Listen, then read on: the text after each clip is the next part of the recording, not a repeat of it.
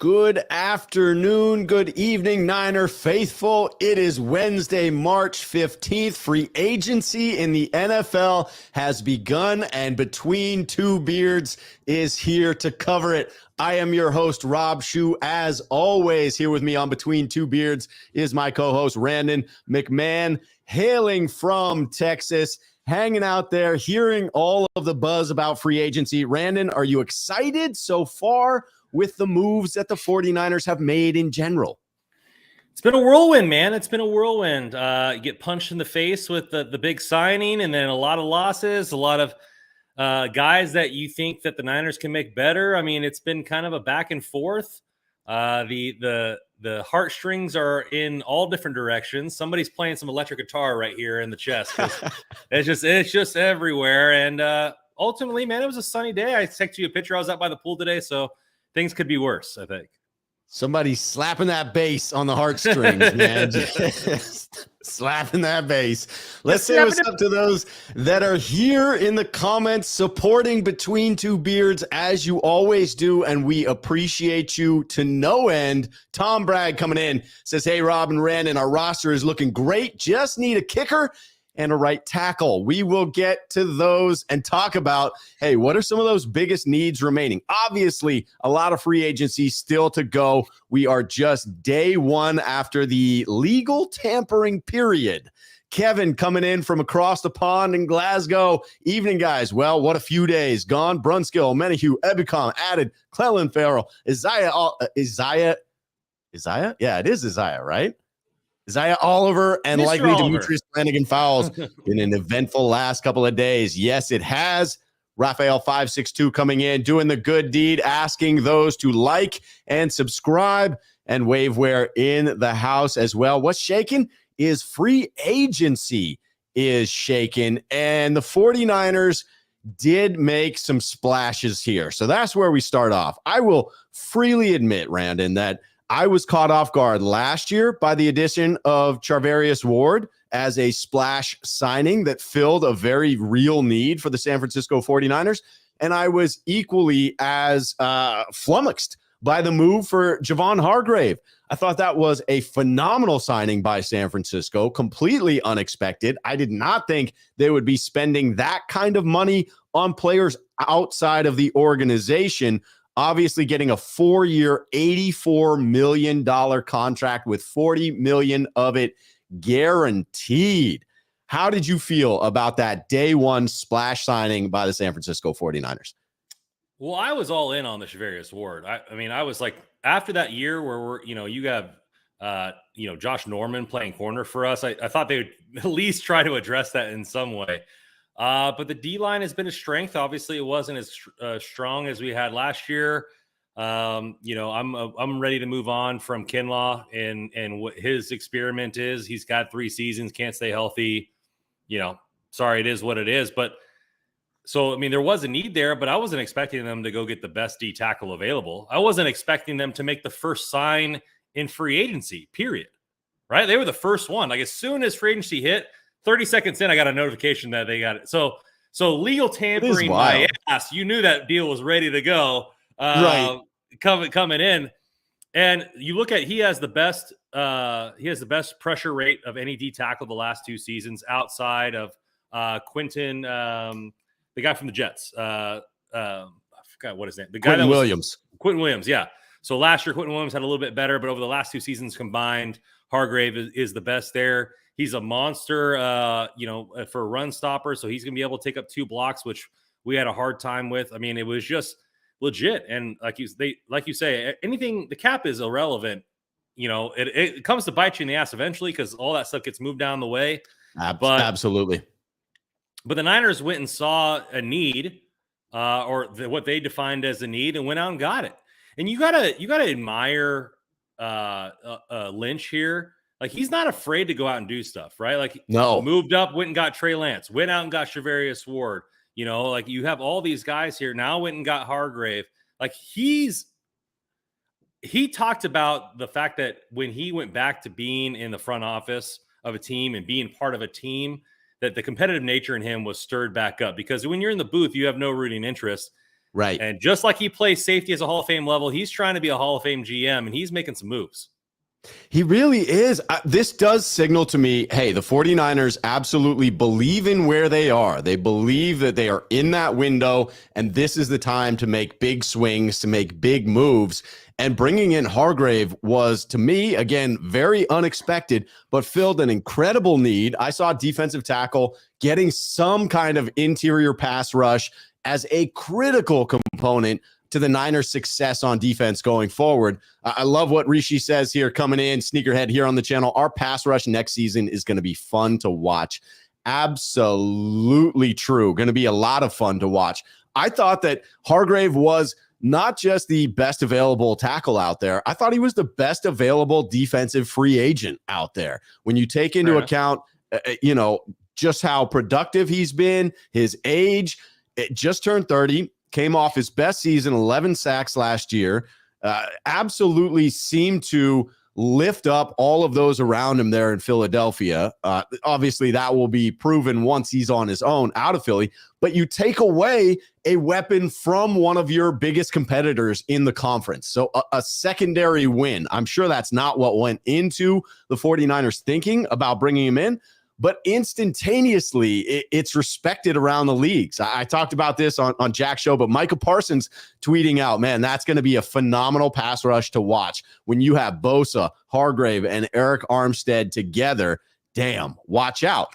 And I agree with that sentiment. It almost doesn't matter who that fourth person is along the line.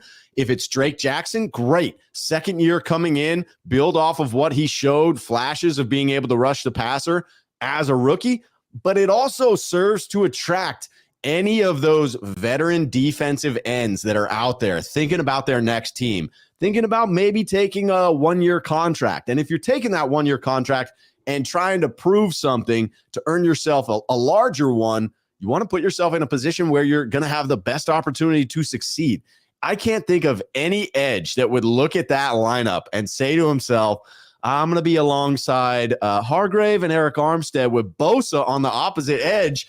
I am going to eat in this formation. So to me, huge win and should allow the 49ers to add more depth at the edge position. We obviously had one signing along the edge that we'll get to in just a little bit, but I really do think it sets up one of the more premier remaining edge rushers for the 49ers.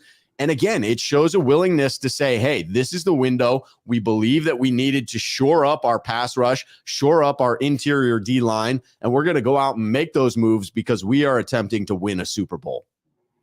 The way the contract's structured, the signing in general, makes me believe that John Lynch thinks that we have 2 years to win this thing. And I don't want to be a Debbie Downer because people haven't looked at the contract. We're paying Hargrave after he's done playing for the Niners. 2 seasons of dead cap void years. So there's a lot of stuff going in. Like his salary this year is only $6.6 million. Like his total cap hit, right? It's nothing. Goes up to 15, which is for his production, great. Then 26, 28, and then we're paying him $7 million not to be on the team and $1.2 million on the team, not to be on the team, right? Jimmy Ward is getting paid $6 million this year by the Niners to not play for them. Yep. So eventually this is going to bite you in the ass. But like you said, and like a lot of people are saying, hey, Rams fans are like, hey, we want a Super Bowl. Let's tear this down. Let's rebuild it. We won one. Give us 5 years. We'll be back there. After a win. If the Niners can win a Super Bowl and then there's cap destruction going on 2-3 years down the road, and we have to kind of do a little mini rebuild or a retool or a re-something, but there's a 6 Lombardi in the trophy case, I'm going to be okay with that. So they did what they had to do. They went out and saw the guy that they needed. They felt like Kinlaw wasn't getting it done. They felt like they really missed the DJ Jones aspect of the run blocking in the interior and got the best defensive lineman. And to your point, the best defensive player on the market. You can't blame them for that. Because last year, how many fans were like, oh, we're just sitting on our hands. We're being a bunch of Nancy's. We're not going out and getting anybody. Right. And now we go get the best defensive player in free agency, and people are still complaining. Niners fans are never happy. But it's just for me, it's like okay, this signals that they want to win with the next 2 years. Like the contract signals that. Yes. The fact that Debo Samuel's contract's going to be over by then. You have a lot of these. We're paying more non-prime positions than any other team, right? No offense to Fred Warner, middle linebacker is not a prime position in the NFL anymore, right? So paying him to be top dollar. Fullback, definitely not a prime position anymore. No offense to you, Shaq. You don't deserve to be paid $8 million. So like there's a lot of things that we're paying extra money here and there. You got to get cheaper. I say this on every single podcast. You got to get cheaper somewhere. And eventually that's going to bite you. We didn't go cheaper here, D-tackle. We got the best guy. But down the road, it's going to hurt us. And we're going to. John Lynch is that's a future John Lynch problem, is what he said. That's right. Future John Lynch will deal with that. But, and it certainly cost us, right? I mean, this splash probably cost us a few names that we are going to get to in a little bit as far as our own guys. Kevin coming in with a good comment here. So starting to get the all-in feel about this season. Early splashes and more additions are still coming with restructuring of contracts, starting with Warner's today. Yes, we have a couple of restructures to cover here. And yeah, we have dead money from D Ford on the books for this year. You pointed it out. We've got Jimmy Ward on there. That's going to be the case going forward as well. And that does signify a team that's like, hey, this is the window. This is where we spend the money, because not only will we have those dead years that, Javon Hargrave's money will be on there. By that time, assuming Brock Purdy works out, he'll be getting paid $45-50 million a year. And so, yeah, it gets to a point where you can't kick the can down the road anymore, but that's not where we are. So for now, we make the moves. Now, a lot of people are talking about the similarity of this contract to another individual who played that same position for the San Francisco 49ers, but they traded him away, cast him aside. That, of course, is DeForest Buckner. But you look at the contract he got with the Colts, 4 years, $84 million, $21 million a year. Javon Hargrave, 4 years, $84 million, $21 per year. And it even gets DeForest Buckner to talk about, well, that's kind of funny how that mirrors the contract that I got. I have to say that I see the difference. I don't think that this is an apples to apples comparison. You are looking at, hey, we were coming off of the pandemic, right? You had the situation, coming off of the 2019 season there. We were into the pandemic at that point. You had Jimmy Garoppolo's $25 million salary still on the books, and the 49ers wanting to free up some cash. And obviously, in hindsight, selecting Javon Kinlaw with that pick that we got for DeForest Buckner does not necessarily pencil out, but you also get Brandon Ayuk in the shifting of draft picks, right? And so it's not an apples to apples comparison. I do think this is an admission by the 49ers front office in sorts of saying, yeah, we regret that decision. In hindsight, it was not the right call. But to your point about John Lynch's, he doesn't seem to be afraid to take these big swings. Even that one that was a swing and a miss was still a big freaking swing. And if Javon Kinlaw had worked out to be the player they thought he was as a Buckner replacement, maybe it was the right move. Yeah, if you're looking at, if it's all in hindsight right now, right? Right. They made a mistake and moved on. Dante Pettis made a mistake, moved up, went and got him, thought that he was going to be some shifty guy, moved on. Like they've done this a lot. Reuben Foster, blink of an eye, he was gone. Right? Like they've done this with a lot, but you're saying like if Kinlaw works out, then you have Ayuk and Kinlaw both picking up 5th-year options. You're getting premier, defensive tackle work for the last 3 years. Like the team is better. The team would even be better than they were last year, and we have the number 1 defense, right? So it's all in hindsight, and it's not I don't think it's ever a mistake, right? They went and got Jimmy Ward, which is integral to our defense, or they kept Jimmy Ward integral to our defense. Armstead, they paid him after a big year. Okay, yeah, maybe it was a mistake, but it wasn't like they weren't trying to be cheap, I don't think. I think they were trying to be resourceful and pick a side. And I guess they could have done that this time, right? Because they could have let Hargrave go somewhere else and say, hey, we're going to sign Mosley for $6 million. We're going to sign Jimmy Ward for $6.5 million and let Tayshaun Gibson walk. We're going to sign and we're going to go that route instead.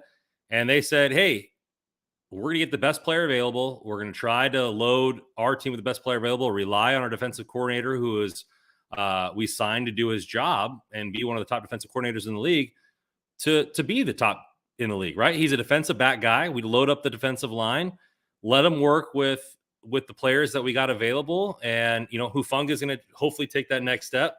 Drake Jackson better be begging the Bosas to work out with them every single day. Right. Right. Like what is that? Oh, it's like Doctor Strange, where he goes to the to go be Doctor Strange goes to that I forget what Taj Mahal, or I forget what the fortress is. Anyways, he's out there on the porch every day for like 3 weeks, like not eating. Like that's what Kinlaw needs, or not like Kinlaw. That's what Drake Jackson needs to be doing. Yes. Just sitting there on the front porch of the Bosas until they take him in like an orphan.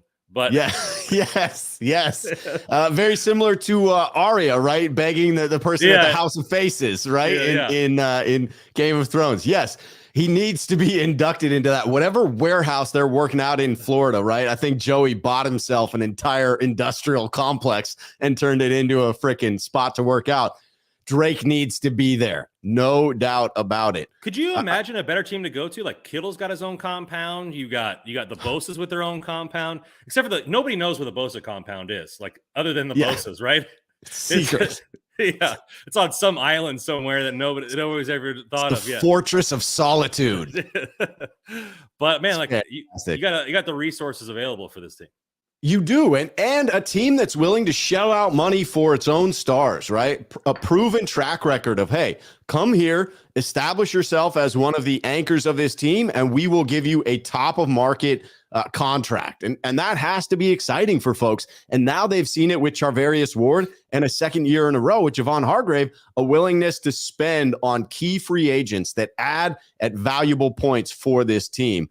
I like what Luke calls out here. Luke Walsh coming in to say, hey, Rob, poor short yardage defense versus the Raiders and the Eagles last season. We still need a 2-gap space eater for a defensive tackle. I agree that I don't think the Niners should be done with adding 300-pound bodies to the middle of the line. I thought that was a need. This one with Javon Hargrave absolutely addresses the need for pass rush ability from the inside.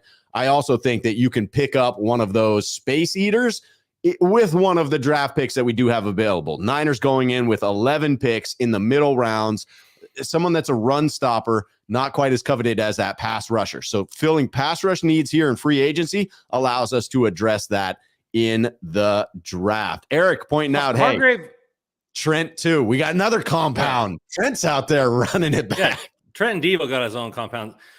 Luke, I think you're looking at like a run stopper like that, the big guy, like the 6'1", 340-pound guy, doesn't fit the wide 9 system. Like it doesn't seem like they've been there 5 or 6 years. Can you name one like just monstrous dude that only comes in for one play every 6 plays? You can't. No, the closest they get is like the Hassan Ridgeways. Yeah, they don't validate that. They don't value that type of defensive lineman. The wide 9, you understand that you're giving up run plays in the middle of the field. The linebackers have to make up for that, which is why they've put so much into the linebacking core. And that's just part of the defense that they run. Would I agree? Do I agree with you? Yeah. I think that go out and get the fridge, man. Go out and get some massive guy, that 400-pound lineman from Florida. Where's William Perry? Yeah, go out and get him. Like if you can play one time every 6 plays, and you need an oxygen tank every time you get off the field because you're so big, sign me up, because I love those types of guys, and the Niners could use them. I want the guy that needs to wheel the oxygen tank out onto the field with him. Fantastic. Has his own personal water bottle, like attendant, like carrying the oxygen tank and the water bottle at the same time, like alternating, onto the field. That's what we need. Man, H2O with a little extra O is what that is. Yeah. Gold-blooded coming in here. We're not going to hit this one, so it feels like a safe space to bring up this name because it is a relevant name. The 49ers do not currently have a place kicker on the roster. So this is just sort of a gut feeling here. Gold-blooded coming in. For the Beardos, who's kicking this year? Gold coming back? What do you think? Do the Niners have enough money remaining that they can spend it on a luxury like Robbie Gold, where you assume his contract, as he continues to age, may go down slightly, such that we wouldn't have to pay him as much as we did in the last contract? At least that's what I read from the talking heads around free agency. Do you feel like there's a chance Robbie Gold is coming back, or has he packed his bags and left the Santa Clara hotel he's been living in for the last 4 years? I mean, there's always a chance. I mean, people were saying that there's a chance online, and Gold Blood, I don't mean to do this, but go back to last week. We did a section at the end of it, just cut to the last like 20 minutes. you'll go more in depth with all the kickers I think we could get. I personally think we need to get cheaper, right? I mean, if Gold is asking for more than $4 million, which he should because he's one of the best kickers in the NFL, I'm out. I go cheaper. I mean, we talked about multiple options, not only in the draft but in free agency. I think Moody's one of the big ones because he has a huge leg. I forget how to pronounce that guy's name, but he's from Syracuse. He was one of the top kickers, kicker of the year his freshman year, runner-up this year. Like, he's consistently been there for 4 years at a top college in Syracuse. There's lots of options out there. Eventually, you got to get cheaper. We restructured or re-signed our punter. Like, you can't sign everybody, right? You can't sign everybody. You got to get people to produce on cheap contracts, i.e. Banks and Burford, et cetera, et cetera. So those are some of the guys that I would do. I would go into the draft.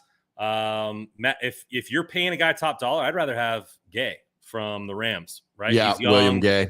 And he's going to get the same amount of money. So sorry, Matt Gay. Matt Gay, yeah. So I just think that's where I would go. But if you want more in-depth there, cold-blooded, go back to last week. But those – I would go in the draft. I don't know about Rob, but if they're going to go try to hit a home run, I would go Gay over Gold.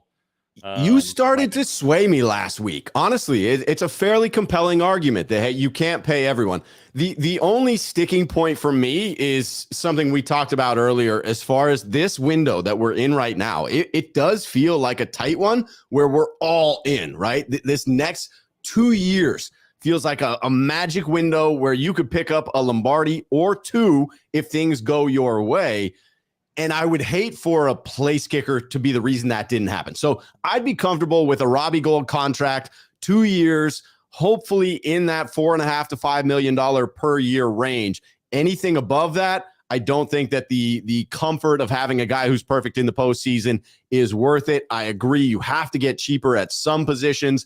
And so that potentially is one that you're getting cheaper at, especially if you're going with one of the rookies. But Luke points out, hey, is this not worth the price of admission? He says Robbie Gould can kick pregame warm-up balls inches past the ears of Rams and Packers players. That's worth $5 million right there, Randon. That's half the contract is his pregame prowess that he has, getting into little scuffles with folks. Luke saying, hey, I think Robbie Gould would have signed with another team if the market was hot for him. That is a good call out. Could be the case. Well, Gay's already signed, according to Eric Sully, 4 to 20, so $5 million a year, and he's younger. So Gould's the next person up. Gay was the number one on the market. Gould's the next person up. So we'll see how that works out. I know that you said there was multiple teams looking for him. I still think that if the market gets cheap for him and he's a $2.5 million guy, then yeah, sure, go get him because he's a sure-footed guy. But I'm more along the line of get a guy like McLaughlin or get a guy like Pinzero, whatever his name is, Pizarro from Pinheiro. Pinheiro. And then get a younger guy in the draft and let him battle it out at camp. I think kickers are a lot like goalies in the NHL. Like, you can get by with a medium ranked kicker because they have ups and down seasons just like everybody else. And if you back them up with a guy in camp, I mean, there's probably going to be, out of the top 5 kickers available in this draft, not all 5 are going to get drafted. You could probably sign one and have Pinheiro and keep that guy in the practice squad, right? So we'll see. Absolutely possible. Tom coming in to say, hey, Gould is a very accurate kicker, but Pinheiro is almost as accurate. Plus, he's younger and can kick the ball through the end zone and get us the touchbacks that we need. I will say, I would feel better if we got to the point where we're actually getting some touchbacks. All right, so we have covered the first free agent splash signing. Let him add that to his repertoire. Jesus. So let's get into that other day one signing for additions that the 49ers made. Sam Darnold coming in on a 1-year deal.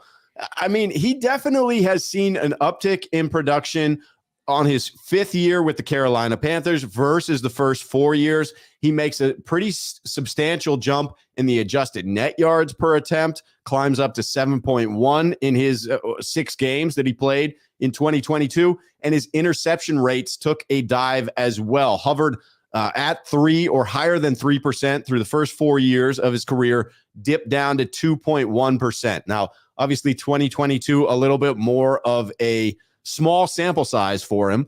But Steve Wilks coming aboard the coaching staff as the interim head coach for the Carolina Panthers had a front row seat to Sam Darnold. I have to think that played into it a little bit. And I will say that I'm fascinated by the storyline of a player like Sam Darnold, who I'm not going to say he's highly sought after, but at least one of those players that still falls into the potential category where there's a GM out there, I guarantee you, who said, I can fix that. Like, bring in that guy. There was potential when he was drafted. I had him high on my draft board. I want to bring him in, see if I can't fix his career.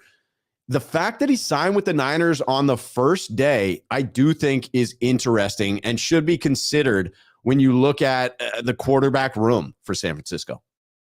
First off, can you hear my washer going on at all? No, I don't hear it. If anyone in the chat does, throw it in there. Yeah, I'll turn it off because it's going through. I forgot. I just was doing chores, before coming on here. And how dare you take care of those things in your life that need attention, Randon? How dare you, sir? My delicates needed washing, okay? So to be honest with you, you look at what Darnold said he wanted for his next team. He wanted to be a part of a contender. He wanted to be a part of a team that has an offensive skill set that he hasn't been a part of. He wanted to be with a coach that was a quarterback and offensive, not mastermind, but, I would say check there too. Shanahan can get the offensive mastermind, quarterback mastermind. He can get the best out of mediocre quarterbacks. You also have Greasy there, who has done it and been there in the league. And I think Sam Darnold's biggest thing is not his skill set; it's his mental acuity to the game, right? And Greasy should be able to help with that. So, you have a lot of check marks here.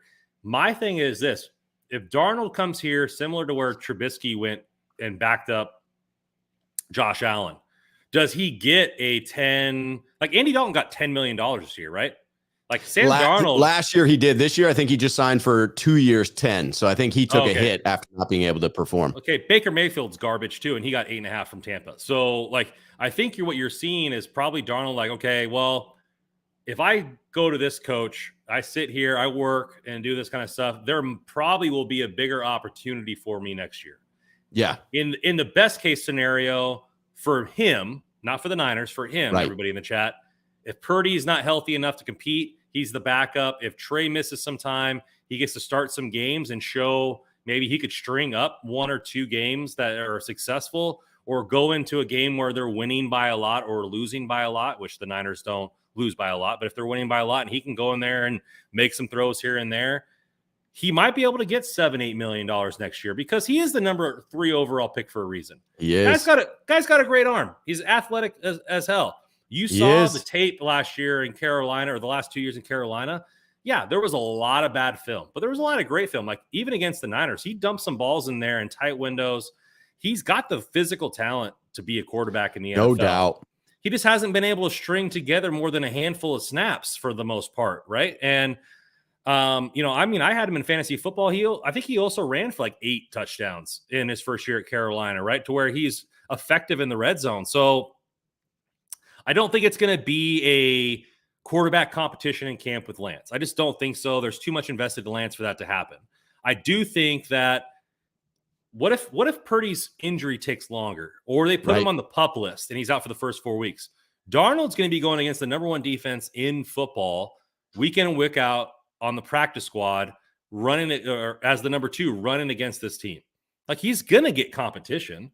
You look at what that did for Brock Purdy. You don't think that his agent's going to push that narrative? Look at what Brock Purdy did in the whole year playing against San Francisco with Shanahan right there. Look what my client can do in Darnold, right? So, and for lastly, the amount of injuries that the Niners have, you got to assume he's going to get a half here or a quarter here. He's getting some playing time. At least. I don't know. I just don't think there's a better place for him to go, to be honest with you. He's getting paid $3.5 million guaranteed. I think it's up to $4.5 million if my memory serves me right. Probably based on, playing time, I would guess. Right. If he gets those opportunities to actually be in the game. But worst case scenario, I assume based on just flashbacks of the NFC Championship game, Shanahan's going to carry 3 quarterbacks at all times. So he's going to be on the field. He's going to be by Greasy nonstop. He's going to be talking to guys that have done it and been there. And he's still only 25, 26. Yeah, I think he's 26 right now. It's wild. He left the Jets and he was still younger than Joe Burrow during his draft year. Like this That's kid wild. is super young. Like I just think that not necessarily that he's going to become something great or Shanahan's going to unlock some super saiyan ability in him for all you anime nerds. But I just think that this is the best spot for him to go and just learn. Like he went to Jets and had to be that guy and couldn't have been. Then he was asked to be and write the train in Carolina. So much pressure here and there. Here, no pressure. There's zero pressure for him. And he just needs to come in and develop as a player. I'm in lockstep with you around believing that this is like an ideal scenario for him to walk into as far as an organization that is absolutely going to be competing for a championship, an organization that could set him up for future success, working with Shanahan, absolutely going to increase the chances of someone else wanting to bring him in and having a chance to actually throw the ball, actually get out there on the field. I do believe, in contrast to how you laid it out there, I'm a little more on the side of gold-blooded here, who comes in to say, I think Darnold is a competitor for Lance, maybe to push him. If Purdy is ready, how do you not start him without competition? I believe that's supposed to be competition. He'd have to really stink it up when he comes back for a comp or camp. All right, so the competition is what he was saying there for a competition. Yeah, let's get into the Purdy thing here. Like, for all, I got into it with somebody on Twitter, and Twitter's full of people that just want to get into it. But look, the timeline, right? He's going to start throwing 3 months from now. Correct. At the earliest, which means he's probably throwing the ball 5 to 10 times a day, doing a lot of band work, 5 to 10 yard passes. Yeah, resistance training. Yep. Nothing major for probably the first 2 weeks. I mean, I tore my meniscus, which is not the same surgery by any means. But I was doing like 5-pound weights and stretching and band work through all my rehab until like 4 or 5 months in. Like, he's not going to be slinging it. He's not going to be in practice being the first person taking reps. He's just not. So for all the people out there that want to think that he's going to be ready to start a camp throwing the football, have fun with that fantasy. You're looking at, he might be 100% ready to go 6 months at the earliest. Yeah, which puts him early September. So are the Niners really going to start him game 1 of the season without any prep time, without any preseason? I think it's unlikely. I think he's probably out the first 2 weeks. Unless Darnold and Lance are just absolutely atrocious and garbage and they want to roll with him. If it were me, the Niners have proven they can make it past this while. Put him on the pup. Yeah. Put him on the pup. Let him get 100% healthy. Let him throw the football all he wants, and then come in week 5 and make that decision. Because by that time, you're looking at, hey, did Darnold show enough in camp and in the first couple weeks to where we want to keep him on here, or we try to find a trade partner for him, or what do we do with him? And it definitely lets you know about Lance in the first 4 games. What if he's 4-0? What if he's 4-0 and he's throwing the ball average 350 yards a game, 2 touchdowns, 1 interception average? Like, are you really going to go back to problems? Purdy? Right? It's first world problems for the Niners. But yes. All I'm saying here is that, like everybody wants to anoint Purdy. He's coming off an injury to his arm, to his throwing arm, that only 2 other quarterbacks in the history of the NFL have ever had and come back and tried to start games. So, let's just pump the brakes here. Let's focus on other quarterbacks on our team. And if the offense is so atrocious by week 6, 5 or 6, and Purdy steps back on and he's the savior and he's wearing the golden helmet, congrats to Brock Purdy. Think we found somebody in the 7th round, and I'm going to cheer him on just like everybody else. But let's have some realistic expectations of what you're asking of this guy to do post-surgery this season. Absolutely. And I think, to me, when I'm talking about Darnold, I'm taking Purdy out of the equation, so to speak. I'm not worried about Purdy. I'm in lockstep with you that, hey, he's not going to get that much lead up to the season. You're probably not going to see him in week 1, but it is his job to lose. But when I look at the other 2, I do think that the telling piece of signing Sam Darnold on week 1, yes, it's a lockstep fit for him. That may have been enough for him to say, I'm going to forego any other suitors. I'm not going to go out there and see a bunch of teams. I think San Francisco is the best chance for me to restart my career, and so I'm going to sign there.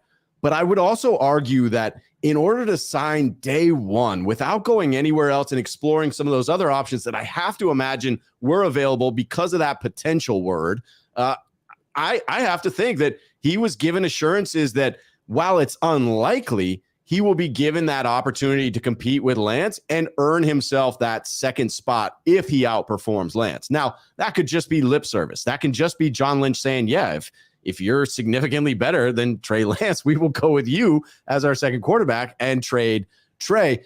But I do think that conversation most likely took place. And it's interesting to continue to observe that as we watch what will unfold, which is hopefully Trey Lance getting another shot to sort of stake his claim on where he belongs in that quarterback room. And you and I share the same belief in Trey Lance and his ability to prove that he does belong there. All right, before it gets too far past, I want to bring in Jaguayo, who had the super chat. Jaguayo56 brought this up. Are the 49ers confident that Kalia Davis will step up? I'll say that everything we've heard from John Lynch to this point makes it seem as such. We really won't know until they finish free agency and gone through the draft just how much stock they have in Kalia Davis. I think how much they replenish the cupboard there should speak to what they expect of Kalia Davis coming off of essentially a red shirt, a freshman year in the NFL. Yeah, I mean, there's nothing that any coach or any player or any fan could say that they know 100% sure what Kalia Davis is, right? Like, he wasn't even ready until like week 9 or 10 to even practice, let alone do anything significant.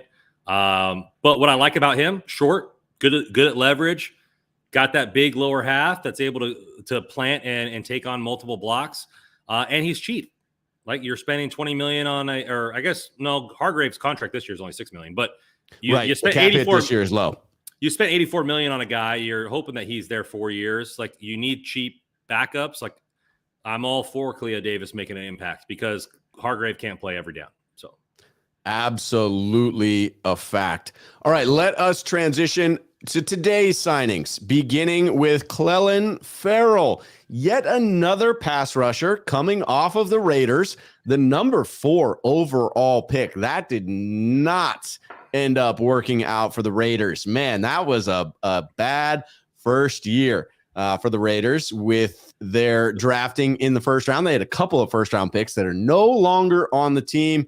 This feels a lot like the Arden Key signing to me, though, and I see a pretty similar result coming out of it. Let me point out, and I'm going to credit Jordan Elliott, a phenomenal reporter, beat reporter, covers the San Francisco 49ers, pulling these on Twitter. If you don't follow him on Twitter, you should. Jordan Elliott coming in to say the pressure rates with previous teams prior to the year they joined the 49ers, looking at Arden Key, Charles Omenihu, and Clelin Ferrell. Arden Key, 8.55%. Charles Omenihu, 9.19%. Clelin Ferrell, 9.56%. Now, with both Arden Key and Charles Omenihu, you know the end of that story, right? Their pressure rates nearly doubled. It was like a 50% increase for both of them. And they had productive careers and have gone on to earn themselves some money. I see no reason why Clelin Ferrell isn't headed for the same trajectory. A physically gifted individual that wasn't able to put it together in Oakland, Las Vegas, but his last year there actually started to shift inside, right? Where we were putting Arden Key and Charles Omenihu on the interior pass rush, nearly half of their snaps, you saw Clelin Ferrell start to move inside as well and have some success. So the 49ers should be able to have that interior flexibility as well, playing him on the edge, or the interior wherein he's matched up against less capable interior offensive linemen. You would expect his production to go up if you're able to do that. Plus, you're surrounding him by all this talent, and you have him coached by Chris Kosarek. So this, to me, was a huge win today. I don't expect it to be the only edge player that we sign, but I'm very happy with this one. Well, didn't Raiders reach higher than trying to get the gravy boat off the top shelf with that pick? I mean, that was yes, horrible. They did. Everyone at the draft was like, "Whoa, hey guys, I know this is your first draft, but pump the brakes here. You don't need this is the first round. Come on, all right. I'll just pump it a little bit. I mean, the Niners are like rehab for defensive ends or defensive linemen, guys that have had bad careers and then go in there and they just replenished all. They get the nutrients, they get the guidance they need. They get everything they need to do for Chris Kosarek, and they go out making millions of dollars elsewhere. It so just true. Happens all the time. You would be oh, there's one a team. Okay, there's one option. There's two options.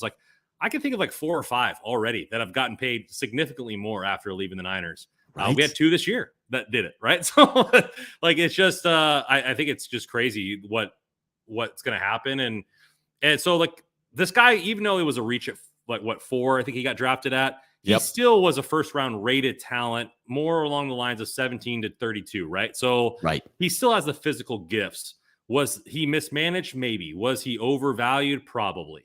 So like maybe this is a type of player that you unlock, that just like that physical freak skill, you get him in an organization who, by the way, was top 10 in the league and just as a franchise rated by the players. So not only is he going to get the love and care that he needs, the equipment staff and the strength and conditioning staff was rated, I think, an A+ by 49ers players. So like he's going to have the opportunity to really push where he needs to.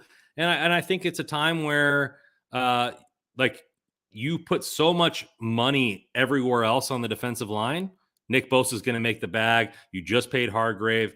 Armstead is getting overpaid, in my opinion, but he is what it is. You already restructured his contract. Got to pay him. So you can't pay a 4th guy. You're hoping the 2nd round pick takes a jump, but you know how the Niners like to rotate, just like, waves at the ocean crashing upon the beach. They want reserves coming and coming. So I like it. There's really no downside to this pick. I mean, there isn't. Pickup. Like he did get paid an absorbent amount of money. He's got all the like the physical gifts, like better coaching and a better atmosphere than the Oakland transitioning to Las Vegas, all the BS going on there with Gruden and everything like that. Like getting them a stable environment and having the athletic gifts be nurtured. I'm down with that. I am absolutely down with that. The people in the chat, you know what they're down with? We want to talk about O-line, they say. A couple of people have brought it up, and we will get to the move that was made in retaining a couple of players along the offensive line, but Stoving 4x4ing coming in to say, hey, where's the O-line help? And you had throughout, saw it coming in, Rainier coming in to ask, hey, which veteran O-line guys should the Niners pursue to help protect their valuable quarterbacks? That's assuming that the Niners want to protect their valuable quarterbacks. I'm kidding. Of course they do. And we'll talk about it in just a minute, and we'll talk about the value of it. But the Jake Brendel retention, bringing Jake Brendel back on a 4-year deal, solidified that center position. 49ers obviously young at the 2 guard spots, left tackle held down, and brought back Colton McKivitz, who you could argue is maybe a better swing tackle than a starting right tackle. But what I will say here is I don't think there are very many big veteran names out there at right tackle that the 49ers are going to be looking at. I think you are probably looking at a mid-tier right tackle candidate that they're going to bring in to compete with Colton McKivitz. I think there's every chance that Colton McKivitz ends up being the starting right tackle for the 49ers. And I will say, given the other 4 positions and given the depth of young players that the 49ers have been developing, I'm actually not as worried about offensive line this year as I was last year coming into free agency. I mean, I understand, like, and everybody who's busting the chops of McGlinchey, and now everybody's all worried because we need help. Yeah, right. He was a top tackle. We got rid of a trash guy, and they're like, dude, how are we going to save the offensive line? We're so much worse because he left. Well, I thought you said he was trash. No, he was one of the top run blocking tackles in the league, and he got paid as such at 17, I think, 0.9 million, 2.9 million more than what I thought he was going to get. Colton McKivitz, he is what he is. He probably could spot start here and there, but let's look at the positives here. Jake Brendel getting signed. His contract isn't that bad. So you're looking at, and he just said flat out that he decided to stay with the Niners for less money than what the Jets paid him to stay with the Niners. So we got him cheaper, right? 2, we're returning 4 out of the 5 starters. There's more continuity on this offensive line than there was last year. So these guys are going to be there. Aaron Banks took a step. Obviously, Burford only playing in his first year, very adequate at the right guard spot. So you're looking at a team who's having more continuity going into this year. You just need to have that fill there. I don't think they signed anybody from free agency. They've already signed a veteran in McKivitz. So they're going to have to go in and get rookie help. Now, I've already said this on the last pod. I'm going against what I believe in and drafting for best player available. But There's no way, I said this last year too, and I was wrong. There's no way that the Niners do it again and don't move anywhere in the draft and draft 11 guys. I just don't think that happens. So they're going to move somewhere, go up. If they go up and they deem a tackle worth picking up at that position, which means you are moving up, which means he is the best player available in your mind, and it fills a position of need, I'm okay with that. So if they need to move multiple thirds, a third and a fifth, this and that, future picks to go up and get a tackle in the early third round, late second round, and they believe that he can start within 6 games or a year, I'm perfectly okay with that. We're going to talk about the offensive line position a couple pods down the line to where I'll get some guys in the draft that I really like, but I think that they have to pick a tackle this year and pick them in the 3rd round or higher, which I don't normally say, but I think you're looking at if Trent Williams decides to retire, and McGlinchey's already left, like you're looking at not only this year's need, but future needs. And I think that I would be willing to compromise position on my best player available policy to do that. If you're moving up to go get a guy, dictate a guy that you want, dictate that he's of value at that place, and go get him. Yep, I'm with you on that. And I like what Joey Nichols says here, and I think this may be the strategy. I'm not convinced that it is, but I think it is entirely possible that we have seen the move at right tackle. Joey saying, yep, McKivitz is this year's Jake Brendel, a guy they've been developing in-house for a while that's under the radar that they really believe in 100%. I would not be shocked by that at all. All right, we got one last player that was signed today, Isaiah Oliver. I don't know why I couldn't pronounce Isaiah earlier. It's because it was spelled differently, and my mind was like, I don't know how to pronounce that. That's a name I don't know, but Isaiah is a name I absolutely know. Isaiah, I apologize. Isaiah Oliver, if you ever watch this show, which I'm sure you do, I'm sure you've been tuning in for years. I mean, we were at the Atlanta game that you played in last year where you had your one interception, so I'm sure you tune in. But yes, Isaiah Oliver, who was with the Falcons, played in the slot, did, again, notch 1 pick last year. It was against the Niners, unfortunately. He was a 2018 second-round pick. Played 5 years in Atlanta, tried to test free agency last year, but was coming off of an ACL, so ended up back in Atlanta. Is, I would say, one of the better nickel cornerbacks out there available in free agency. Has super long arms. Arm length is crazy, so a little bit in the mold of K'Wan Williams. I've seen some tape of him that shows that he's got hops. So definitely a fit within this scheme. And the biggest component for me was I follow an individual on Twitter who I collaborated with who covers the Falcons for Locked On Sports. And he was disappointed at the news that the Niners had signed Isaiah. He wanted Isaiah back with the Falcons. And when people are plugged into an organization, much like you and I are for the 49ers, like us Niner faithful, we know those gems in the rough. We know when a team got a deal, like Emmanuel Mosley going to the Lions this year. Like the Lions got a freaking baller in that equation for a reasonably good price. And I think that you're looking at that here, that this is a sneaky good addition. And at the end of the season, we'll be saying to ourselves, man, that Isaiah Oliver ad was a good one for the Niners.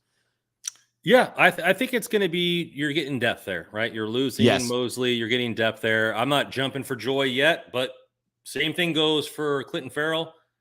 2nd round pick. Obviously, he was high enough in the athletic traits to be drafted that high. You're getting Steve Wilkes, who used to be a DB coach. Hopefully you can coach him up there, get some depth, because obviously injuries happen throughout the year, especially with the 17-game season. Right. Definitely liking that. I'm with Tom Bragg there. I think that Womack should take that job out of camp just because I believe what he had last year. He was the starting slot corner. I don't know what happened to him throughout the season, if he pissed off somebody, but you got to assume that he takes that next jump.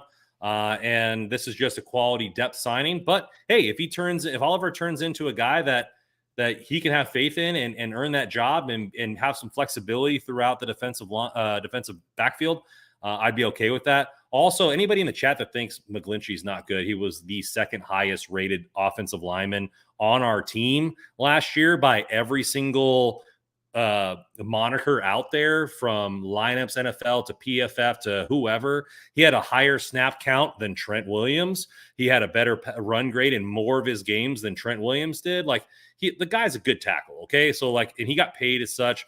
yeah, you're going to have those big plays. He's 6'9", like he's 6'8", like he's going to get blown up by guys with leverage. Yeah, but, leverage is going to come into play sometimes. But very rarely does he get beat on the outside most of the time, and he's a phenomenal out in space, which, hey, good news is that we run the outside zone. That's what he's good at. So, like I don't understand what this McGlinchey hate. And, like, that, again, it just baffles me. The McGlinchey hate, and then people are like, oh, we don't have an offensive line. Well, yeah, you got rid of your second-best tackle and a top 30 tackle in the league. Of course the line's going to get worse. So, right. like, I just don't get it.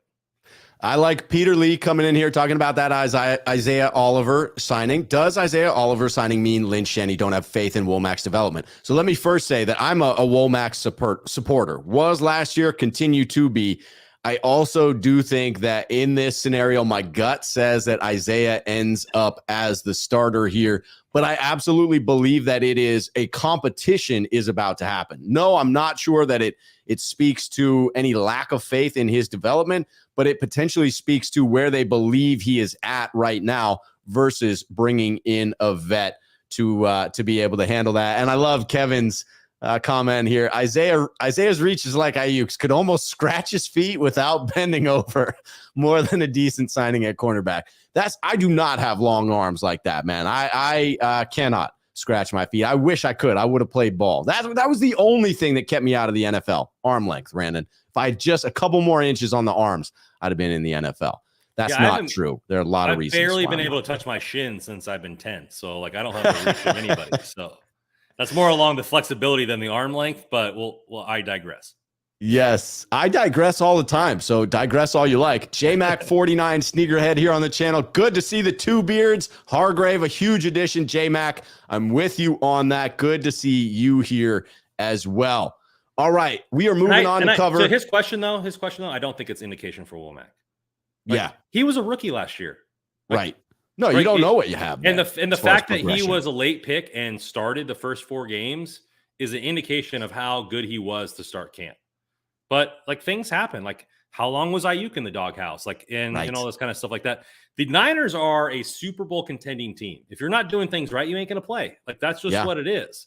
You saw a second-round pick in Banks sit a whole year.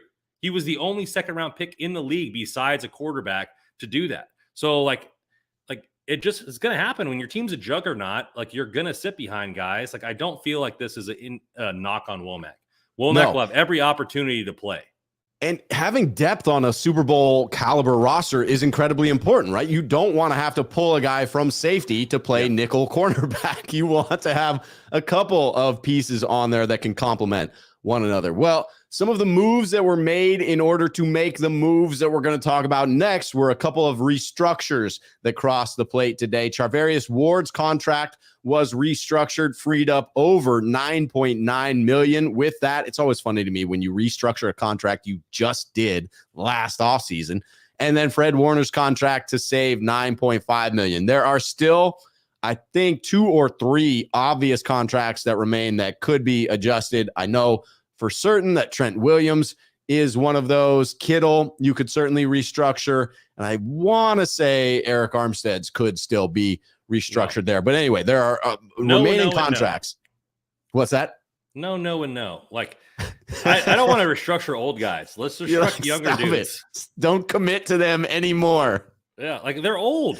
Like, you don't want the dead money like D Ford's on the contract when he's been gone for a couple of years. You don't want that to keep happening. What are we going to do? The Bonnie Bonilla type signing where some guy gets paid for 39 consecutive years? Like, let's do that. Please. That would be epic. If 40 years from now, we were still paying off one of our free agents from the 2023 offseason. I think CMC is the most reasonable one. I mean, I do not like paying running backs. But yeah, you're crossing all sorts of boundaries here, my friend. You're moving up for draft picks and taking a position. He's already on the team, and you're paying freaking running backs. He's already on the team. Like, unbelievable. But yeah, all of his money this year is non-guaranteed. So I mean, like, you can make his salary $1 million, put $11 million down the road. Not ideal, but if they're trying to win the next 2 seasons, hey, let's go in. The chips have already been pushed in. Whether I like it or not, the chips are in. So, and I do like it. I do like it, the fact that you got to go for it. If it fails, it fails. But it's one team wins every year. One. Yes. right? Like, and you got to go in for it. Let's do it. I understand that it doesn't always work out. The D Ford was awful. He played like 30 total snaps the entire year. Like, that's exaggerating, but truthful. And I just don't know. Like, I just don't know. But like, I like that they're going all in. Like, you got to restructure somewhere and pay these guys. We knew this was going to happen. They had like 30 guys on the roster to start free agency. So you had to do it. It was necessary. And the crowd agrees with you that CMC should be next when it comes to anymore. Because if they're going to make more moves, they will have to restructure another, and they've got to clear some space for those draft picks coming in, although it will be an exceptionally cheap draft class without that first or second round pick. So I don't think it's a big chance, but you see Hargrave like nod at Darius Slay. Like, he got released today. He's like, hey, bro, like, I just got signed over here. Why don't you come and try Hey, man. Dude, Mooney Ward and Darius Slay, you ain't catching nothing. Stuff like that happens all the time. People come into the same team saying, hey, listen, I just got a deal done here. Let's get this ring. I would be all here for Darius Slay. Eric's like, what? I'm sorry. Slay? Let's get some of that, please. Okay, so the restructures were made so that players could be retained. The players that we did retain, I'm going to say this list is not as long as I would like it to be, Randon. The list we're going to cover next of losses is longer than I would like it to be, but such is the life of a phenomenal NFL roster. That's what happens when you make it to the NFC Championship game a couple of years in a row. And now the cap is beginning to grow and teams have disposable income that they can throw at free agents. They're going to take those free agents off of phenomenal rosters like the 49ers. So the four players that we were able to retain were Tayshaun Gibson, Jake Brendel, Kevin Givens, and Colton McKivitz. I thought that I was relieved when Tayshaun Gibson comes back, because to me that checks the box. We talked about this last week, I believe, of Tayshaun Gibson. Hey, if you can get him back, it fills the need at safety, but you can still go out and draft a safety for the future, right? You can still go and get young for the replacement, but it fills the vacancy that you have there and fills it very capably. So I was pleased with the Tayshaun Gibson signing. He was my number one, I said. I mean, I knew we probably weren't going to get Ward. So Gibson coming back, and his contract was relatively cheap for the numbers you put up. Not going to be, I don't expect him to get 5-6 interceptions like he did last year. That was one of his highest years in that amount, but he's an adequate safety. You see it every year. Safeties normally get pushed back towards the end of free agency because there's just not a prime position. I mean, we had, a Pro Bowl. God, who was that safety for us? Eric something, and then Eric Reed? with Eric Reed. Yeah. Like, he was an all pro type safety, and he waited till the end of free agency for somebody to sign him, right? Because he was asking for a lot of money. Teams didn't want to give him that money. So it happens all the time with safeties. Like, they don't get paid maybe what they're worth outside the 2 or 3 elite guys in the league. So I just think that it's something to look at there, that they went out and say, hey, this guy wants to play. He probably said, hey, I'll come back and just play for you guys. Like, he probably was enjoying the atmosphere here, I would assume. Everybody wants to be a Niner. But yeah, I mean, cheap contract relatively to his output last year. Right. He has continuity with Hufanga. I mean, I don't think there's any downside there. No downside. I'm with you that I don't expect the same sort of production from an interception standpoint, unless a couple are, just gifted. You can't really predict those that are just going to hit you right there in the hands. But I think he has a super high floor, and that's the key on a defense like this. You don't necessarily need him to replicate what he did last year, but if he can be extremely solid and not give up the big plays, that's huge for the Niners. The biggest retention of their own players to me was for sure Jake Brendel, right? The move to keep your fourth offensive lineman the same so that you're just having a new right tackle. That was huge. Got him in on a 4-year deal, especially when you look at the number of teams that were kicking the tires on Jake Brendel, and having him back gives you the continuity. The Niners, we have firsthand witnessed what happens when they do not have a quality center. So to lock that down, critical for the offensive success this year. Yeah, I think Brendel was, hey, we got to get continuity here. Like, we're spending everywhere else. We need some more we need to move. A lot of people are going to be moving around. We're losing a lot of guys. We just need some continuity. His contract details haven't been fully released yet. I know it's front loaded with possible outs after the second year, which is good for the Niners. Very team friendly contract. A lot of guaranteed money for Brendel, who's a journeyman, right? Like he hasn't played for the same organization more than 1 year in a row, I think, for like the previous 5 seasons. So gives him continuity, gives him some money up front with the signing bonus. So I think it's a good deal all around. And like I said, gives that line continuity. He was one of the better offensive linemen. I think he was the third best in a lot of categories on the team. And, able to help, like I said, bring that continuity with not only Lance, but Purdy going into next year, depending on who wins that battle and who emerges victorious. I think it's a great signing there and gives him personally the money that he's probably wanted his entire career. Right. Yes, it does. And that continuity is extremely important for the 2 young guards, right? They took such steps forward last year. Now you have retained the center that allows them the comfort to continue growing in their positions as well. So that one was huge for me. I thought the Kevin Givens one was sneaky. I mean, it was one of those that you expected to happen because he was a restricted free agent, but still the 1-year deal. Kevin Givens fits that mold of what you were talking about earlier. You can't have really true run stoppers within the wide 9, or you don't traditionally have those types of players within the wide 9, but you get a guy who's a little bit shorter, a little bit stockier, and has that really fast first step. And that's an advantage when you're playing a guy that's not going to be quite as big in the middle. He's going to be able to take that additional step getting into the lineman. So that one to me, definitely a sneaky good one. I was a fan of it. And the last, obviously, Colton McKivitz, we talked about that a little bit earlier. But Kevin Givens, were you pleased in bringing that back for the defensive tackle depth alongside Kalia Davis that we talked about earlier? Yeah, very adequate, right? You're looking for guys to give Hargrave and Armstead puffs, right? Right. These guys are going to be 3-down guys for the most part, right? But I mean, everybody gets tired, especially over 300 pounds. So like the guys are going to need some puffs of air. And so hopefully the Niners defense have a lot of 3 and out, so they don't need it. But occasionally, offensive has their day against the Niners, and they're going to need to get some rest there. And they both guys were completely adequate and even exceptional at some games, disrupting the offensive line of the other team. So I'm all for Givens coming back. All for it. Well, some of those players that we were unable to retain, that list, again, a little bit longer than I'd like. Go through it first, but Jimmy G, Mike McGlinchey, Hassan Ridgeway, Azeez Al-Shire, Daniel Brunskill, Charles O'Menahue, Jimmy Ward, Emmanuel Mosley. That's rough, man. 8 so far. Some reasonably big names on there. A lot were expected to go. A couple were not. A couple fell onto that list of players that I really hoped the Niners were going to be able to bring back. I thought Nick Wagner, the reporter for ESPN that covers the 49ers, said it well, that he said when you were in the locker room at the end of last season, you almost got that sense that the Niners knew what was about to happen, that they knew they had together a phenomenal roster. There was no way the organization was going to be able to bring back and pay all of those faces, all of those names.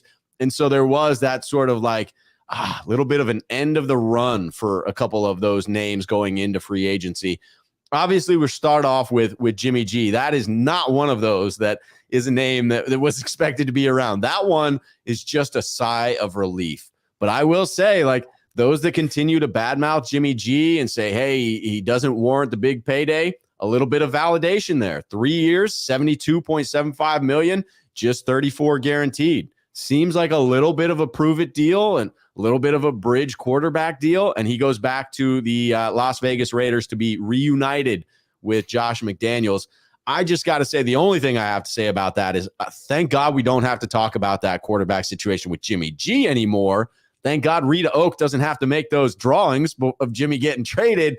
And I wish Jimmy nothing but the best going forward. I am grateful for what he gave to this organization. I am also very ready to be rid of that conversation piece. And so I wish Jimmy the best.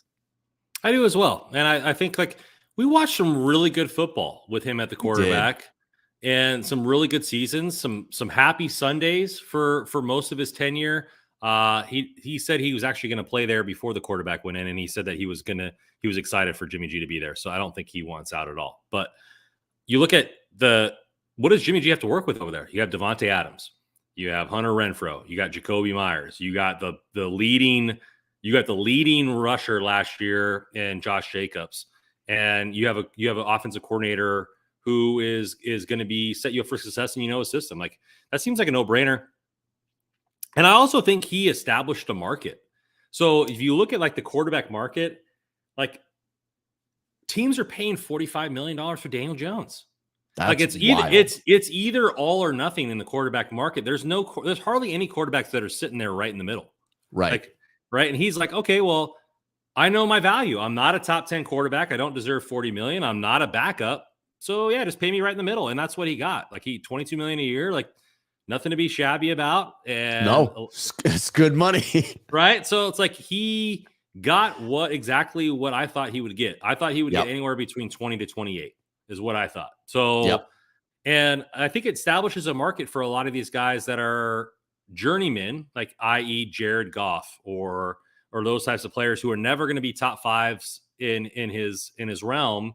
But are going to be guys that can make between 20 to 30 million in that range. I guess Ian Sharp said Geno Smith, 35 million for Geno Smith, but he had a career. I think he threw for over 4,500 yards last year. He was one of the top quarterbacks in the league last year. So yeah, he basically had that initial prove it deal and proved it a little bit and ended up getting it. Jimmy, however, probably doesn't get that same benefit. This is an appropriate deal. I think you're right about that. When you're only paying your quarterback when you are paying your quarterback 22 million instead of paying them 45, you can make other choices and bring in additional reinforcements. So you don't need that quarterback to do quite as much. It feels like a good fit. That's one massive starter, or that's 2 or 3 quality starters that the Raiders could use that the Giants now can't because of what they're paying Daniel Jones. Yep. Cisco is hurting for the other Jimmy on that list. We'll get to Jimmy Ward in just a moment. Cisco 1946. The player who did get paid, Mike McGlinchey, to the Broncos at $17.5 million per year. I was saying, hey, like, I think the Niners will be in play if it gets up to 15 million, probably out of their checkbook. 17.5 to an organization that is trying to make moves to win now. You can make fun of the Broncos for the move they made with Wilson. I don't think many people predicted that to work out as poorly as it did last season. I see the Broncos as a quality organization that does not flounder about making foolish choices. So to me, this again solidifies my stance that Mike McGlinchey was a high-quality tackle that was going to be sought after in free agency, and he was, and the man got paid. I'm a little sad to see him go, but quite honestly, if we were going to need to fill one hole along the line, I'm okay with Mike McGlinchey getting paid by the freaking Broncos and the Niners making do with what they can to patch up that hole. Can't sign everybody, and it is what it is. You're paying your left tackle, who's the best in the league, a gajillion dollars. So, like, there's going to be cap casualties somewhere. And good for him. Like, he went out and got the bag, and everybody's saying that he's not worth that. Like, every single year he's been a top 30 tackle in the league. And it's just because he's playing on a roster with Joe Staley and now Trent Williams, like, he's been shat on, and he was also a top 9 pick. So, like, everybody's like, oh, like, he didn't play up to his draft stock. Okay, probably not. Like, he wasn't an all-decade tackle. Right. But, like, you move him one round down, right? If he was an early second-round pick, people would be cheering the heavens for Mike McGlinchey. Forget about it. And it'd be, oh, so sad to see him go. But he lets up these humongous, like, blow-up plays that go on Twitter all the time. But where are all the good run plays? Where are all the good, like, stuff that he does? Yeah. He got what he deserved. And he wasn't the Broncos weren't the only team. It wasn't like one team came in and said, hey, I'll give you $17.5 million. McGlinchey said, I'll be getting signed within the first day. So before the legal tampering period, he knew he was getting 17 point something million within a couple hours of the deadline being open. The Bears were interested. The Jets were interested, I heard. Like, there's multiple teams that were out there that were vying for his services. Absolutely. And they're trying to keep their quarterback upright, you know? He was a viable option for many teams. One guy who, as soon as we had the first deal done, I didn't miss as much. This was a name that I thought we'd attempt to re-sign, but obviously once you bring in Hargrave, no real need or no real ability to invest again at that position. But Hassan Ridgeway going and getting a 1-year, $4 million deal, $3 million guaranteed with the Texans. I will say that the Texans and the Titans coming in, Rand Carthen and our ex-defensive coordinator, D'Amico Ryans, knew they wanted to come in and get a couple of players. So the Texans and D'Amico came in and swooped up Hassan Ridgeway, who I think is a very quality D tackle, in particular when you're paying him just $4 million a year. And then obviously Jimmy Ward also going to the Texans. So I think that D'Amico did well in those two. With regards to Hassan Ridgeway, as soon as we had the other splash signing, I was A-okay with letting Hassan Ridgeway walk. He got more than what he got paid last year, right? It was a nothing thought off the Eagles. Came here, played some quality snaps down the stretch. Yes, he did. $4 million. I think he almost tripled his salary from the previous year. I think his salary was $2 million or something like, or 1.5 something, whatever million. Anyways, he doubled at least or tripled it, whatever you want to say. From a team that needs in defensive help, and they have plenty of cap space, so it's not like they can't afford to pay him. I was good with it. Good for him. Yeah. The next two here went to the Titans again. Rand Carthen saying, "Hey, I freaking stood on the table and wanted to draft these players, so I'm bringing them over to my new organization." Azeez Al-Shire, he went ahead and said goodbye over Instagram prior to the announcement of heading to the Titans. So it was known that he was at least leaving the Niners. And then the news did break that it was to Tennessee. I think they got a hell of a player. That one, I understand that you cannot continue to just keep paying players at a position that you really can't spend big money at. The Niners obviously got a fortunate contract done with Dre Greenlaw before he really started to click again last season. And once that happened, I thought the writing was on the wall for Azeez. I am saddened to lose him, and I understood that was going to be the cost of doing business. I hope that he heads up a phenomenal linebacking core there for Tennessee. Yeah, I think he got $6 million, which is which I think is underpaying what his abilities are. And it's a deal. And if we didn't pay Dre Greenlaw, I'd be thrilled if we got Al-Shire for $6 million. So good on him. I mean, makes the Tennessee lineup. He's probably the best linebacker. I'm not super familiar with their lineup, but I think he's probably easily comes in and is the number one linebacker in that core for a team that seems like they're probably heading towards a retool. So he can be a young guy there still in his prime of his career, leading that defense, having a guy that has that culture, that you're bringing that culture from the Niners that Rand Carthen wants to establish in Tennessee.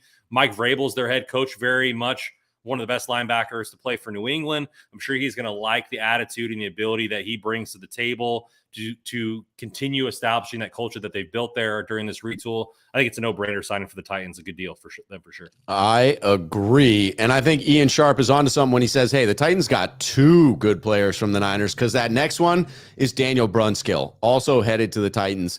This was either or in my book. I never saw a scenario where it felt likely you would get back both Jake Brendel and Daniel Brunskill.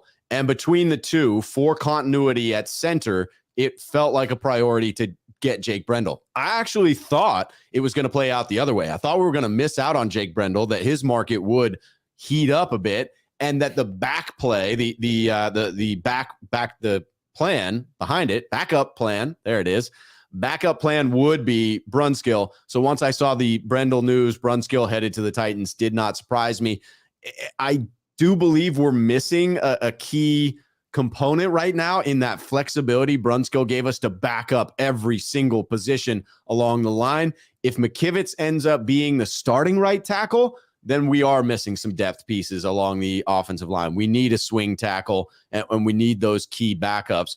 But if you get some veteran right tackle that comes in for competition and lands a spot, now you have the swing tackle in McKivitz. So again, I think that the offensive line depth is good.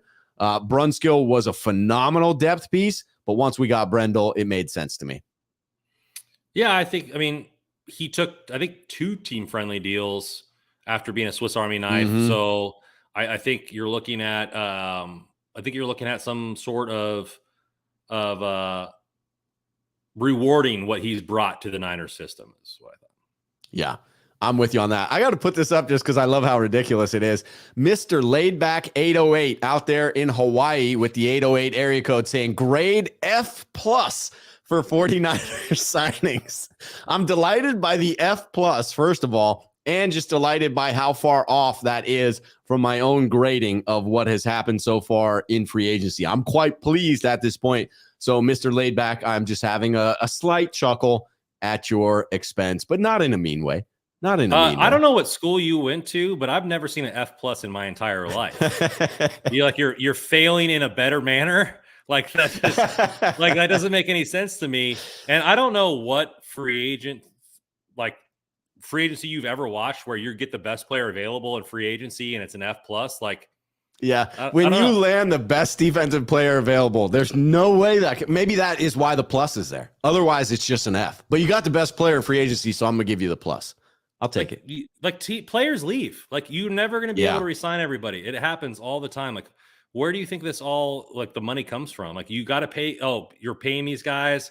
Oh, but there's all these money. Like, it's just not a tree where they just go pluck off $100 bills and hand them to players. Like, there's a I just don't know what people want, like from John Lynch. Like, I think he's doing an excellent job. They want Madden level roster construction. They want every player in the league. That's the reality. Yeah. The next one on the list here is a name that I wanted to bring back, and it pains me even more to say where the man went to, because Charlie, affectionately Charlie in my book, Charlie Omenihu is headed to the Chiefs. Oh, Charlie, say it ain't so. But he signs with the Chiefs for $10 million per year. Now, I will say I don't want Charlie back at $10 million per year. But when you look at a contender, the frickin' champs coming out and swinging and saying, hey, we're going to bring in Charles Omenihu for $10 million a year. And then you look at that defensive line that we have amassed, but needing that fourth player along there and hoping that it's Drake Jackson. I will say I thought Charlie was headed for a breakout in 2022. I still believe in that. I still think that he is better than what he showed on tape this past year. And I think, unfortunately, we're going to watch it unfold in replacing Frank Clark with the Chiefs. And they're going to get a quality candidate. But like you said, you can't pay everybody. But this one hurt. Omenihu is one of those guys that's kind of like a conundrum for me. Like, all his advanced metrics, the win rate, the pressure rate, all that kind of stuff screams 10 plus sack type guy. Right. It screams it out from the rooftops. And so, like, he's going to go play alongside Chris Jones, which is one of the best defensive tackles in the game. So he'll still have good people around him, and maybe he has a chance to be the guy there. I know the Niners moved him inside, outside. And as Jimmy Ward said on his Instagram Live, sometimes you just need to play the same position to get used to it. So, like, maybe there won't be any shuffling for them. I don't know what system the Chiefs run to be an expert of how he fits within their system. Right. But the metrics show that he's one of the best defensive ends or pressure guys in the NFL. We got him for what? I think a 5th or 6th round pick. 6th round pick. It was a great trade. And so, like, I just think like, he shows much more than the numbers. And now I know that eventually you got to have results, right? So there's got to be sacks in there, but I think they got a hell of a guy for $10 million.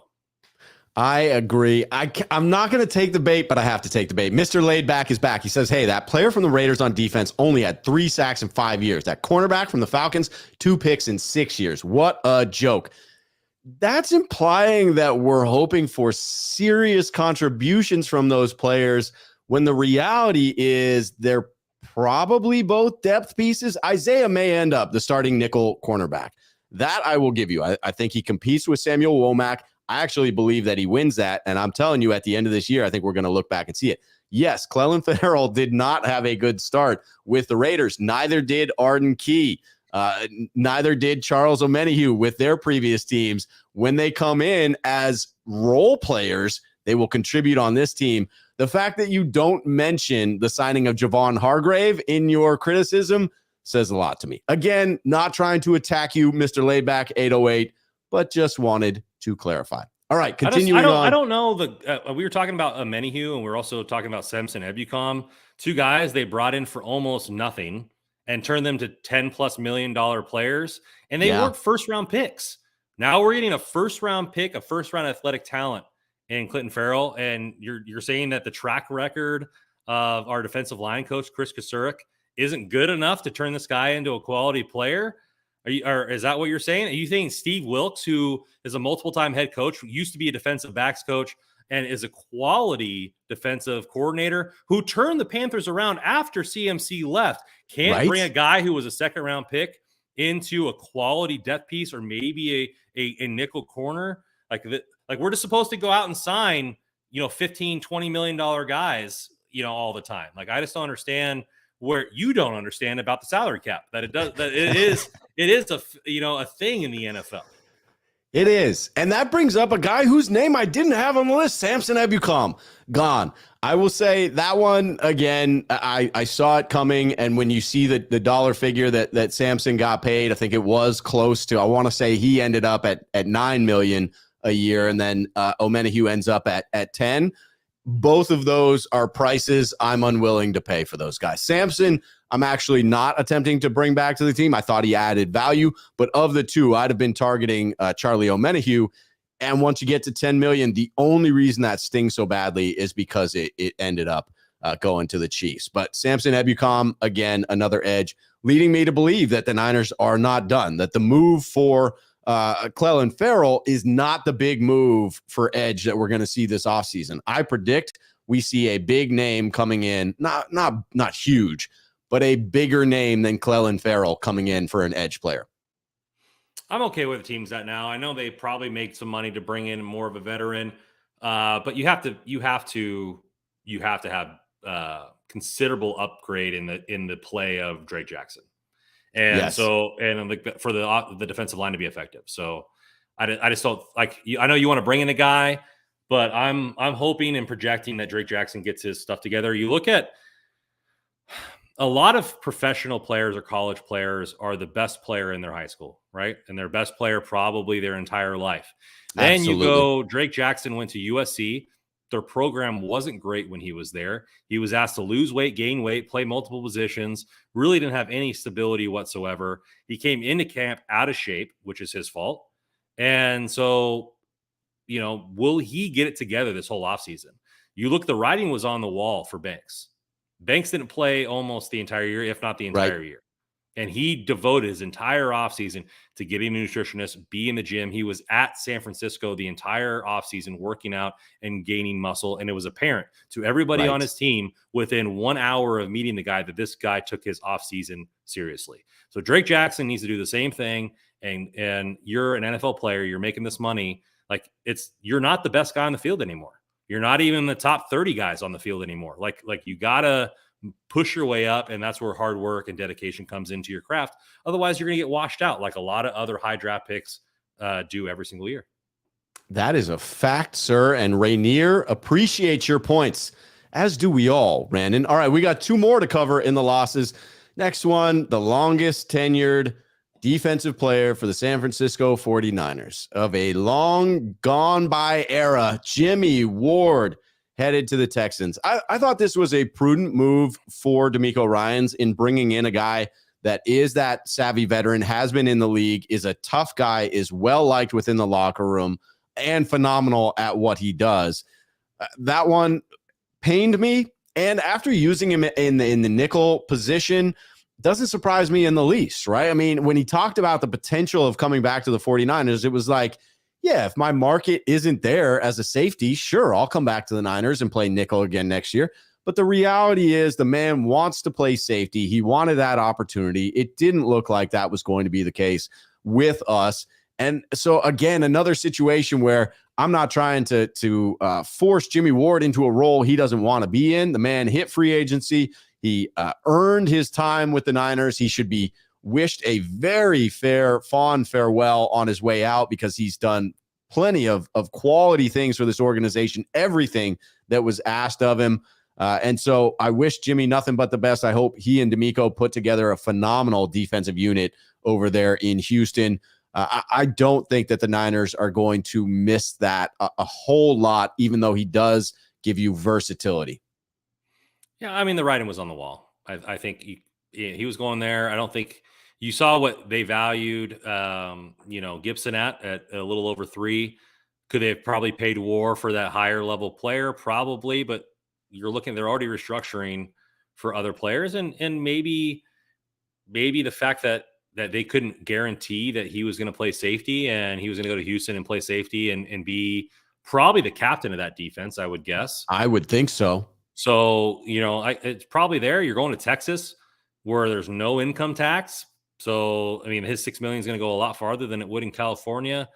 He's with a defensive coordinator that he respects and appreciates. I mean, thank you for your service there, Jimmy Ward. I appreciate all the time that you spent. You're doing I think he's doing what's he thinks is best for his career. Amen to that. Kevin coming in. Good on Jimmy. Classy guy who says it like it is. Made it clear after going to Shanny's room saying, I want to play safety and not nickel. He was shot down, and that was the end. Glad he gets praise. He does. He deserves it, and he deserved to get paid a little bit more at the tail end of that career as he did. The biggest one here for me, out of all of these names, as far as expected them to go, wanted them to stay, E-Man. Emmanuel Moseley to Detroit. I know there's the injury history there, and if he ends up not being able to stay healthy, you'll say to yourself, well, hey, they took a shot. They paid him a fair amount. I think this one's going to come out looking like a steal for Detroit. I believe Emmanuel Moseley will remain healthy, and what we saw at the beginning of last season is the real deal. So the Lions, to me, made an intelligent move in signing E-Man. I have nothing against Diamador Lenore. My stance in wanting to keep E-Man is feeling like we need depth at cornerback. It's what makes me feel a little bit better about bringing in Isaiah Oliver to compete alongside Samuel Womack, is having the depth of 2 players that feel like either one might be able to step into that starting role. Having E-Man and Diamador Lenore feels like you have 3 starters available. And when it comes to a full season at cornerback, you often need 3 starters at that position. Yeah, this was the one that I knew we could get high value for cheap, right? $6 million seems like a steal for a starting quarterback of his caliber. He was probably going to make close to what Za'Darius Ward got paid. So, 14 to 16 million if he stayed healthy the entire year. I think so. And I think, to be honest with you, he probably went to a better team for his personal position. I think that's potentially true. And you look at it here. The Lions have plenty of salary. They're in the rebuilding to pay him next season. Right now, they have Jeff Okudah, who was a top 10 pick. Hasn't really worked out for the Lions. They didn't really put him in advantageous positions for his skill set. And he's making $10 million this year, but they don't really have any other corners on the roster making big money, right? Cameron Sutton making 3.2. So he comes in at the second highest paid corner. If Okudah doesn't work out, you have a chance to get extended to make big money there for Detroit. Yeah, Detroit's number one money. Yeah, Detroit's on the upswing. I assume they probably win that division next year with Aaron Rodgers going to the Jets. So, I mean, it's fully open for them and for him to get the bag and be with an organization not only to grow within the defensive scheme there, but get paid by the organization that he's going to be a part of, right? So if he stays with the Niners, he's not getting $16 million from the Niners because we have Za'Darius Ward. So he's going to have to get paid by another organization, go there, learn that scheme, do that stuff. Where for the Lions, they're a contending team. They probably are close to winning that division, and he can sit there for a year, learn the system, get paid by the team that he was playing for, and be the dog there. And I think it's what's best for him, which is unfortunate for the Niners because $6 million would be a steal for a guy for his talent. Huge steal. But you bring up a valid point, and one that, again, for a player that I really respect and that I want to do well, he is doing right by himself and setting himself up for success if he is the player that I believe in to be. That if he showcases that in Detroit, it does potentially set him up to get number 1 cornerback money. And as we all know, that number 1 cornerback money is big money. That one definitely hurt me, and I see the logic of it. All right, we got just a couple of quick topics to get into here. But before we do, Randon, you have an episode of Hockey Royalty coming up tonight. Do you not? I do, at 9 o'clock Central. So we got 30 minutes, my friend. He has a 9 o'clock Central, 7 p.m. Pacific. All of the details for that are down below in the description of the video. Go out there, support your man, Randon. Even if you don't watch hockey, man, go in there, subscribe to the channel, and show some love in the chat. You know you can get that popping off in the chat like we do here.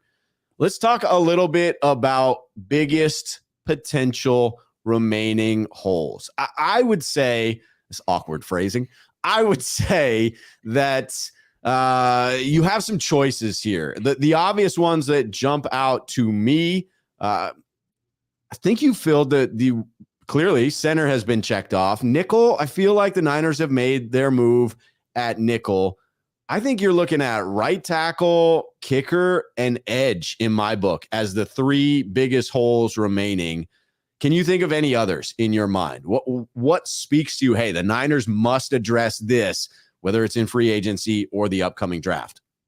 I think you're right. I think those are the only holes left on the starting roster. For the, like obviously you can get depth anywhere, which helps, I think, across the offensive line for sure. But I'm not confident in McKivitz, but is there really an offensive tackle out there that's going to be available for what we're going to be looking at? I know all these restructureds are, look nice and we have 12 million in cap space, but you look at the signing of Nick Bosa, right? I mean, he's going to get guaranteed money. I'm sure it'll make it less this year. That happens a lot when people get extended. It makes it less for the 5th-year option, but all that money gets pushed out and guarantees. I think that you're looking at kicker. Obviously, you want to get the guy that you have confidence in. Will the Niners wait on Robbie Gould and see if he gets priced out, or if he comes down on his asking point to get a guy they're familiar with, or will they go for a guy in the draft, right? They have roughly a month to decide that. They don't need to pressure that right away.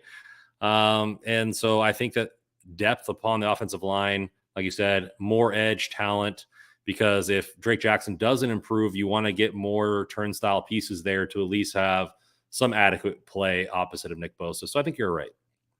Yeah, to me, between all of those, I mean, you're still looking at kicker is very important because you're filling a starter role there. Like no matter who you bring in, they are probably going to be the leading scorer for the 49ers, right? It just works out that way with kickers, with extra points and the 3 points adding up from the field goals, that they are often your leading scorer on the team as far as points accrued. So there's value to that.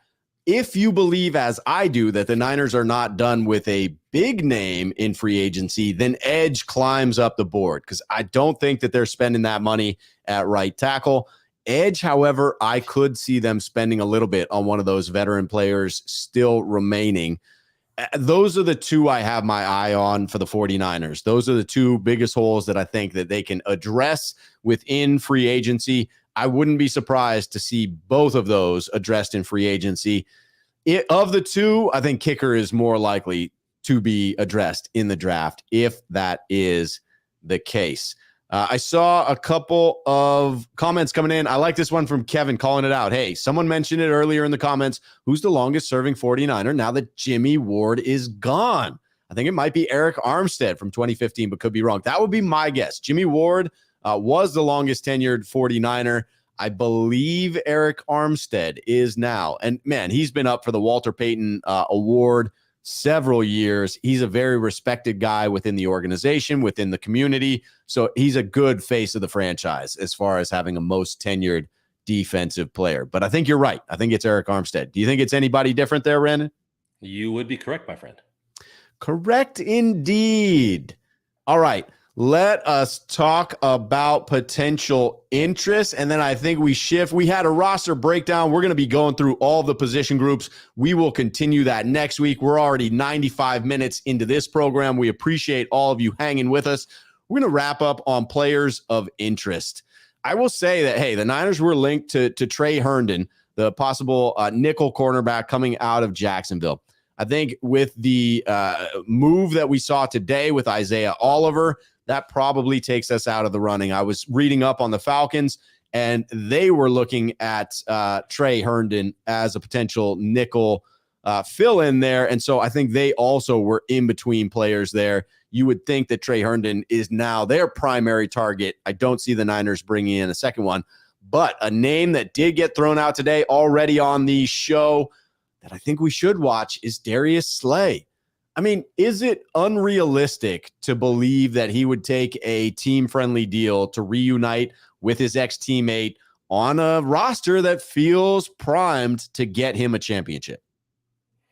Whether it's team friendly or not, I mean, if the Niners are going all in, like you go backload that and just let that be future John Lynch's problem. But you got that. I know a lot of Niners fans, if you're thinking edge, is Yannick Ngakoue from the Raiders. He was drafted by the Colts. Sure. And so like not a huge sack guy in the middle of part of his career, but back-to-back seasons with 10 and 9.5 sacks. He started 15 games last year, 17 the year before. So not a huge injury risk, and is over 10 sacks almost on average for the last 2 seasons. So could be a very adequate opposite of Nick Bosa. And like they said, you have 12 million in space right now. So maybe he gets that full 12 mil and they restructure some other guys for the draft. But if they're going that big, then they might need all 11 picks just to fill the roster. So we might not see any movement in the draft at that point. Yes, that is entirely possible. I do not, just for someone asking about the defensive ends, I have not stayed current on who has been signed at this point. So I don't want to throw out a name of someone that has already gotten themselves a contract, but there are several that should still be out there. I believe Frank Clark is out there. Yannick, in however you pronounce that, is out there. Jadeveon Clowney. You've got who else did I see? Justin Houston. A couple. I mean, a lot of these guys are towards the end of their career. No doubt about it. But Adante Fowler, who was the one from the Rams? Floyd. Like, there are some names that could make a difference along this roster. Not huge names. These are not premier edges, but they are high quality edges. Those are the names that I would absolutely see in there. And I'll be excited, quite honestly. Variety. Say that again. The old and chasing a ring variety, where yes. They're not going to be premier. It's going to be a Precisely. 1-year deal. That's probably what you're looking at. Absolutely. I mean, it's debatable whether or not we have the money for these. We didn't have the money for Hargrave, but we made it happen. There are other names out there that you don't. Yeah, Waveware is with me on Clowney Floyd. Made $2.7 million last year. 2.7. Good fits. Like Clowney could do it. Absolutely some good fits. All right, we got one last super chat to get to. Jaguayo 56 coming in. Ooh, look at this one. An edge out of Kansas State. Anu Dike Ozuma, 6'3", 255. I'm sure he's got arms like a condor, much like Aldon Smith. That's what I want to see. I love the long arms.